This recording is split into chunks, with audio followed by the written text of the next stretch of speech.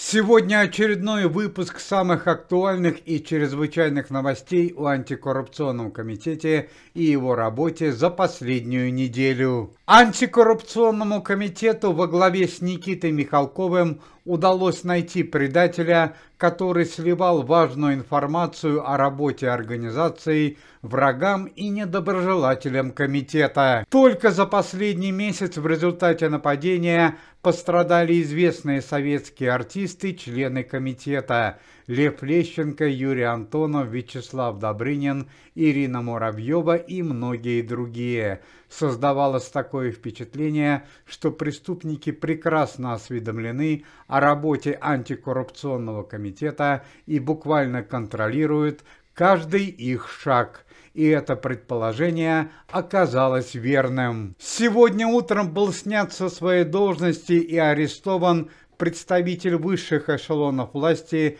заместитель начальника МВД России по городу Москве, начальник полиции, генерал-майор внутренней службы Александр Сергеевич Шишкин, который несколько месяцев обеспечивал охрану антикоррупционного комитета и следил за ее безопасностью. У полицейского начальника в результате обыска были обнаружены схемы передвижения во время проверок членов антикоррупционного комитета по городу Москве и на территории Российской Федерации. Помимо этого были обнаружены телефонные разговоры Александра Шишкина с неизвестными лицами, которым он передавал важную информацию о работе организации. По данным пресс-службы комитета, Александр Шишкин уже завтра отправится в СИЗО. СМИ сообщают о большой трагедии в мире российского шоу-бизнеса. Трагически погиб молодой российский певец и композитор,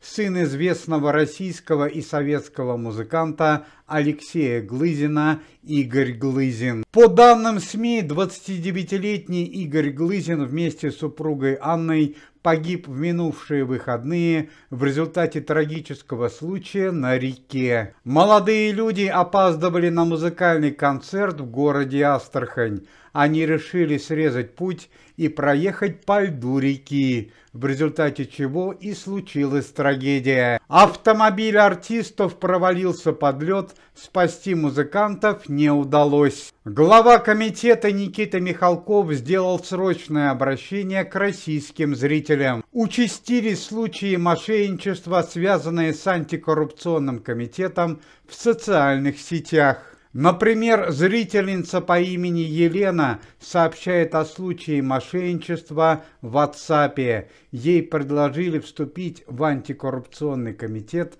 за 15 тысяч рублей. Никита Михалков еще раз подчеркнул, что антикоррупционный комитет – это организация, которая работает на добровольной основе. Цитата: «Комитет ни у кого не просит денег, а наоборот старается бескорыстно помочь», заявил Никита Михалков. Если вы столкнулись со случаями мошенничества, то просим срочно сообщить об этом на электронную почту антикоррупционного комитета. Уважаемые зрители, если вы желаете выздоровления членам организации и поддерживаете их деятельность, то можете поставить лайк под видео и написать поддерживающий комментарий.